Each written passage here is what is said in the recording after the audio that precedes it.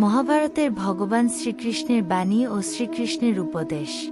ভগবান শ্রীকৃষ্ণ বলেছেন, যখন সংসারে দেখার মতো কিছুই থাকে না, তখন মানুষ ঈশ্বরের দিকে দৃষ্টি নিক্ষেপ করে। ভগবান শ্রীকৃষ্ণ বলেছেন, যদি কোনো ঘটনার মানুষ ভয়প্রাপ্ত হয় তবে তার পরাজয় হয়, আর যে মানুষ সব হারিয়েও শান্ত আর একাগ্র থাকে সেই জয়ী। ভগবান শ্রীকৃষ্ণ বলেছেন, বাস্তবে না পরিচয় মানুষের দেহের সাথে যুক্ত থাকে, না তো সম্পর্কের ভিত্তি তার দেহের সাথে যুক্ত থাকে। মানুষের স্বভাব, তার আচরণ আর তার কার্যই তার পরিচয়। ভগবান শ্রীকৃষ্ণ বলেছেন, দান তাকেই বলে যাতে দানি হারায় আর যাচক প্রাপ্তি লাভ করে, কিন্তু বলিদান সেটাই হয় যা দানি দেয় আর সমস্ত জগৎ প্রাপ্ত করে। ভগবান শ্রীকৃষ্ণ বলেছেন, সমুদ্র হোক বা সংসার, যে ধর্মের নৌকা প্রস্তুত করে সে ঠিক পার হয়ে যায়। ভগবান শ্রীকৃষ্ণ বলেছেন, সময় কখনো মানুষের নির্দেশিত পথে চলে না, মানুষকে সময় নির্দেশিত পথে চলতে হয়। ভগবান শ্রীকৃষ্ণ বলেছেন, বিরোধিতা শক্তি প্রমাণ হয় না, শক্তিমান সেই যে সহনশীল, সহ্য করতে পারে। যখন হৃদয় থেকে ক্রোধ আর বিরোধিতা দূর হয়ে যায়, তখন সহনশক্তি ধর্মের শক্তিতে পরিণত হয়। ক্রোধ থেকে প্রতিশোধের জন্ম হয় আর ধর্ম থেকে ন্যায় জন্মায়। তোমার জীবনেও যদি এমন সময় আসে যখন তোমার উপর কোনো অন্যায় হয়, তবে ন্যায় করার পূর্বে নিজের ক্রোধের উপর অঙ্কুশ অবশ্যই রেখো। ভগবান শ্রীকৃষ্ণ বলেছেন, যে বৃক্ষ তিক্ত ফল দান করে সে বৃক্ষকে উৎপাটন করে মধুর ফল প্রদানকারী বৃক্ষকে রোপণ করতে হয়। ওই বৃক্ষকে অধিক খাদ্য গ্রহণ করিয়ে বা শাখা প্রশাখাকে কাটছাঁট করলে মধুর ফল পাওয়া যায় না। ভবিষ্যৎকে শুদ্ধ করার জন্য এই অশুদ্ধ বর্তমানকে ধ্বংস করা অনিবার্য। ভবিষ্যতের উদীয়মান সূর্যের প্রথম কিরণকে দেখো, যা সবার জন্য প্রতীক্ষা করছে। ভগবান শ্রীকৃষ্ণ বলেছেন, অধিকতর আত্মা নিজের দেহকেই সবকিছু বলে গণ্য করে, স্বয়ং দেহ থেকে যে ভিন্ন তা জানতেই পারে না। শরীরের যে দুঃখ, সুখ, স্বাদ, গন্ধ আদির অনুভব হয় তাকেই নিজের অনুভব মেনে নেয় আর পরিবর্তনের প্রয়াসই করে না। যে আত্মা পরিবর্তনের প্রচেষ্টাই করে না, নিরন্তর অধর্ম করে চলে, তাকে জাগ্রত করার জন্য দণ্ড দেয়া অনিবার্য। তুমিও এটা জেনে নাও যে তুমিও কোনো শরীর নও, কেবলমাত্র এক আত্মা। এই পৃথিবীতে পরিলক্ষিত সকল মানুষ তা নয় যা তুমি ওদের গণ্য করছো। কিছু সময়ের জন্য এরা শরীরে বসবাস করছে মাত্র। এদের শরীরে মৃত্যু হবে, কিন্তু এরা সবাই অমর। সে পুনরায় নতুন শরীর ধারণ করবে। ভগবান শ্রীকৃষ্ণ বলেছেন, প্রেম উন্নতি দেয়, উচিত অনুচিতের জ্ঞান দেয়। প্রেম আর মোহের মাঝে পার্থক্য থাকে। বাস্তবে যা প্রেম তা কোন মোহ নয়। প্রেমের জন্ম করুণা থেকে হয় আর মোহের জন্ম অহংকার থেকে। প্রেম মুক্তি দেয়, মোহ আবদ্ধ করে। প্রেম ধর্ম আর মোহ অধর্ম।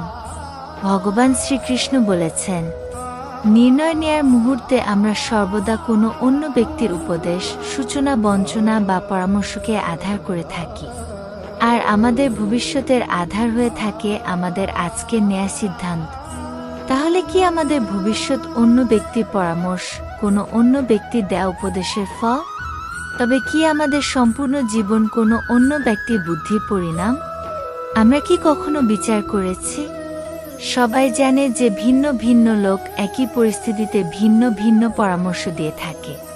মন্দিরে দাঁড়ানো ভক্ত বলে দান করা উচিত, আর চোর বলে যদি সুযোগ পাওয়া যায় তবে ওই মূর্তির গয়না চুরি করা উচিত। ধার্মিক হৃদয় ধার্মিক উপদেশ দিয়ে থাকে, আর অধর্মভরা হৃদয় অর্ধামিক পরামর্শ দেয়। এই ধর্মময় উপদেশ পরামর্শ স্বীকার করলে মানুষ সুখের দিকে যায়। কিন্তু এই রকম পরামর্শ স্বীকার করার আগে স্বয়ং নিজের হৃদয় ধর্মকে স্থাপন করা কি অনেক বেশি জরুরি নয়? স্বয়ং বিচার করুন। ভগবান শ্রীকৃষ্ণ বলেছেন, মানুষের সব সম্পর্কের আধার হল প্রত্যাশা। পতি কেমন হবে যে আমার জীবন সুখ আর সুবিধায় ভরে দিবে? পত্নী কেমন হবে যে সর্বদা আমার প্রতি সমর্পিত থাকবে? সন্তান কেমন হবে যে আমার সেবা করবে, আমার আদেশ মেনে চলবে? মানুষ প্রেম তাকেই দিতে পারে যে তার প্রত্যাশা পূরণ করতে পারে, আর প্রত্যাশার নিয়তি হচ্ছে ভঙ্গ হওয়া। কিভাবে? কারণ প্রবল ইচ্ছা থাকলেও কোনো মানুষ কারোর সকল প্রত্যাশা পূর্ণ করতে পারে না, আর তার থেকেই জন্ম নেয় সংঘর্ষ। সকল সম্পর্ক সংঘর্ষে পরিবর্তিত হয়ে যায়। কিন্তু মানুষ যদি প্রত্যাশাকে সম্পর্কের আধার না বানায় আর স্বীকার করে যে কেবল সম্পর্কই মূল আধার, তবে কি জীবন আপনা থেকেই সুখ আর শান্তিতে ভরে যাবে না? স্বয়ং বিচার করে দেখুন। ভগবান শ্রীকৃষ্ণ বলেছেন, যখনই মানুষের জীবনে কোনো বিরূপ পরিস্থিতি আসে, মানুষ তখনই ঈশ্বরের কাছে প্রার্থনা করে, ঈশ্বরের সম্মুখে মিনতি করে যেন সে পরিস্থিতি থেকে নিস্তার পায়। কিন্তু এই প্রার্থনার বাস্তবিক রূপ কেমন হয়, সেটা কি আমরা কখনো বিবেচনা করেছি? প্রার্থনার অর্থ হল নিজের সমস্ত আকাঙ্ক্ষা, সমস্ত চিন্তা, সমস্ত সংকল্প, সমস্ত পরিকল্পনা ঈশ্বরের চরণে দান করা। অর্থাৎ নিজের কর্মের ফল কি হবে সেই নিয়ে চিন্তা না করে ধর্মের অনুরূপ কর্ম করা। ঈশ্বরের পরিকল্পনাকে নিয়তি বলে মেনে নেয়া, সেটাই তো প্রার্থনা, তাই না? কিন্তু ঈশ্বরের সমস্ত পরিকল্পনা বোঝাটা সম্ভব কি? সেসব পরিকল্পনা তো আমাদের কর্মের পরিণামস্বরূপ প্রকাশ পায় সর্বদা। কিন্তু যদি কেউ সব কর্মকেই ত্যাগ করে, সেটা কি প্রকৃত প্রার্থনা?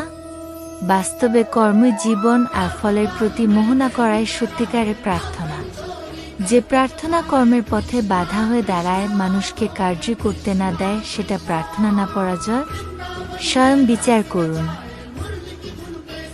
ভগবান শ্রীকৃষ্ণ বলেছেন, যখন নিজের কোনো ভালো কাজের বদলে দুঃখ লাভ হয় অথবা কেউ দুষ্কর্ম করেও সুখ লাভ করে, তাহলে মন অবশ্যই এ ভাবতে বসে যে তাহলে ভালো কাজ করা, ধর্মের পথে চলার তাৎপর্যটা কি? কিন্তু দুরাত্মাকে কি ভোগ করতে হয় সেটাও দেখুন। দুষ্কর্ম যে করে তার মন সর্বদা চঞ্চল থাকে, ব্যাকুল হতে থাকে, মনের সর্বদা নতুন নতুন সংঘর্ষ উৎপন্ন হয়। অবিশ্বাস তাকে সারা জীবন ছোটাতে থাকে। একে কি সুখ বলে? যে ব্যক্তি ধর্মের পথে চলে সর্বদা সুকর্মে লিপ্ত থাকে, সচ্চরিত্রের অধিকারী, হৃদয় বর্ষদা শান্ত থাকে, পরিস্থিতি তার জীবনের সুখের বাধা হয়ে দাঁড়ায় না, সমাজে তার সম্মান আর মনের সন্তোষ অক্ষেপ থাকে সর্বদা। অর্থাৎ ভালো ব্যবহার ভবিষ্যতে সুখের পথ দেখায় না, ভালো ব্যবহার নিজেই সুখ দেয়। অপরদিকে দুর্ব্যবহার ভবিষ্যতে দুঃখের পথ দেখায় না, অধর্ম সেই মুহূর্তে দুঃখকে উৎপন্ন করে। ধর্ম থেকে সুখ পাওয়া যায় না, ধর্মই স্বয়ং সুখ। ভগবান শ্রীকৃষ্ণ বলেছেন, ভবিষ্যৎ তো প্রতিদিন প্রতিক্ষণে নির্মিত হয়। ভবিষ্যৎ যে কিছু নয়, মানুষের আজকের নির্ণয় ও কর্মের পরিণাম আগামীর ভবিষ্যৎ। আপনি যদি আজ কোন নির্ণয় করে সন্তোষ বোধ করেন, তবে বিশ্বাস রাখুন ভবিষ্যতে অবশ্যই তার থেকে সুখ লাভ হবে। ভগবান শ্রীকৃষ্ণ বলেছেন, যে স্বাদ থেকে মুক্তি পাওয়ার জন্য আহারকেই ত্যাগ করে, বাস্তবে তার মন থেকে স্বাদের লালসা কখনোই যায় না। তার দুপ্রকারের হানি হয়। প্রথমত, সে দুর্বল হয়ে পড়ে, যার কারণে পরমাত্মাকে প্রাপ্ত করার জন্য যে প্রচেষ্টা অনিবার্য তা সে করতে সক্ষম হয় না। আর দ্বিতীয়ত, সর্বদাই তার মন স্বাদ গ্রহণের লালসায় পূর্ণ থাকে। এই হেতু আহার ত্যাগের চাইতে উত্তম কার্য স্বাদ গ্রহণের লালসাকেই ত্যাগ করে ফেলা। কর্মযোগী নিজের মনের সমস্ত লালসাকে নিষ্কাশন করে, জীবনেকে কর্তব্য মনে করে কার্য অবশ্যই করে, সেই কার্যে আবদ্ধ হয় না। অর্থাৎ যে ব্যক্তি নিজের কার্য থেকে আশা বা আকাঙ্ক্ষা রাখে না, তারই কার্য পূর্ণ হয়। ভগবান শ্রীকৃষ্ণ বলেছেন, ভয় কি? মানুষের জীবনে ভয়ের বশত করে সর্বদাই কখনো সম্পত্তি নাশের ভয়, কখনো অপমানের ভয়, কখনো আপনজনের সাথে বিচ্ছেদের ভয়। এ কারণেই ভয়ের অস্তিত্ব সবার একই রকম মনে হয়। কখনো কি বিবেচনা করেছেন যে কোনো পরিস্থিতি বা বস্তু ভয়ের জন্ম দেয়, তার থেকে বাস্তবে দুঃখ তৈরি হয় না? এমন কোন নিয়ম নেই। আর সবার অভিজ্ঞতা তো এই বলে, ভয় ধারণ করলে ভবিষ্যতের দুঃখের নিবারণ কমে। ভয় কেবল আগামী দুঃখের কল্পনা মাত্র, বাস্তবের সাথে এর কোনো সম্পর্ক নেই। ভয় আর কিছু নয়, কেবল কল্পনা মাত্র। ভয় থেকে মুক্তি পাওয়া কি খুব কঠিন কাজ? অবশ্যই বিচার করে দেখুন। ভগবান শ্রীকৃষ্ণ বলেছেন, পূর্বপুরুষদের ইচ্ছা, আশা, মহৎ আকাঙ্ক্ষা, ক্রোধ, বিবাদ, প্রতিশোধ এসব কিছুর ভার নতুন প্রজন্মকে বহন করতে হয়। মাতাপিতা নিজের সন্তানকে দিতে তো চান বিশ্বের সমস্ত সুখ, কিন্তু দিয়ে ফেলেন নিজের জমানো পীড়ার সত্তা। দিতে চান অমৃত, কিন্তু সাথে সাথে বিষের ঘড়াও পূর্ণ করে দিয়ে যান।